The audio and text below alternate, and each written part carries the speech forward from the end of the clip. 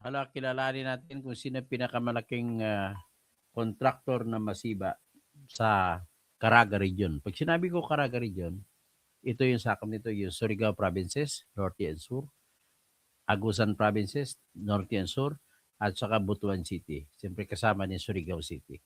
Kasama din na ng Bayugan City.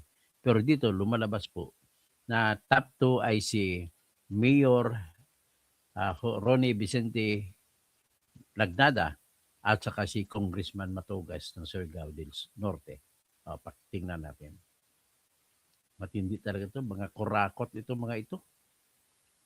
Ang nanalo siya, namimili ng boto. Hanggang 10,000 bawat isa. Ito po.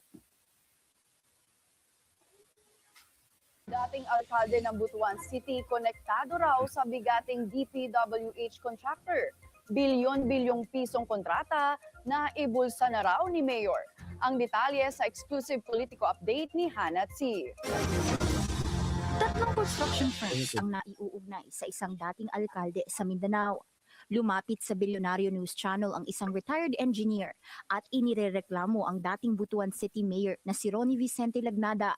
Base sa pagsusuri namin kasama ang ilang report mula sa Philippine Center for Investigative Journalism, si Lagnada ay isa sa founders ng Equiparco Grabe, no? Construction Company, isang malaking May construction kapatid firm pa sa si Caraga Jose Region. Vicente Lagnada. Nasa likod din daw siya ng Triparco Development Corporation. Anong masasabi mo nito, Engineer Serge Pascual?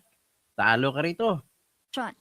Nakalap namin ang isang dokumento mula sa Philippine Contractors Accreditation Board o PICAB na as of July 2016, si Lagnada ang nakalistang Authorized Managing Officer ng Triparco. Sa parehong taon, naispata ng BNC ang ilang joint ventures ng Equiparco at Triparco sa Mindanao. Lumobo pa ang mga ito noong 2018.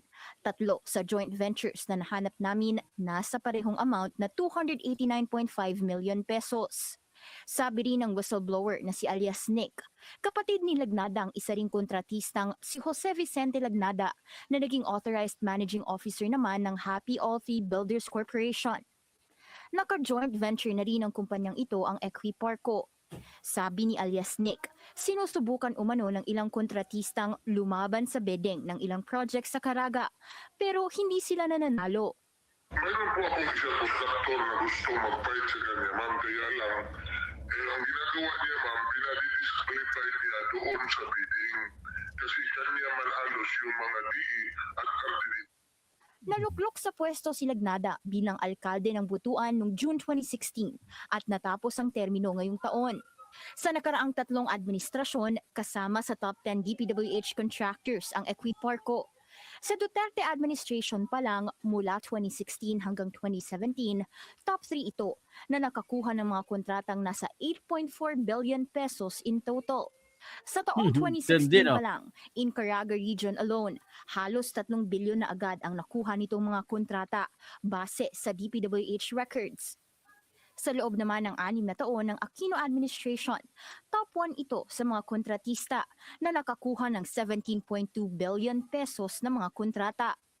Habang sa panahon ni dating Pangulong Gloria Macapagal Arroyo mula 2001 hanggang 2010, nakakuha ito ng 6.1 billion peso worth of projects. Una nang sinabi ng kampo ni Lagnada sa PCIJ na nang maluklok siya sa pagkaalkalde, hindi na raw siya bahagi ng Equiparco. Gustong linawin ng Bilyonaryo News Channel kung nakapag-divest ba ng interests si Lagnada sa Equiparco. Kunwari lang yan, na Ronnie Lagnada. Hindi pwede, hindi totoo yan na nakadivest ka na. Kilala kita dong, no? Sa mga dong.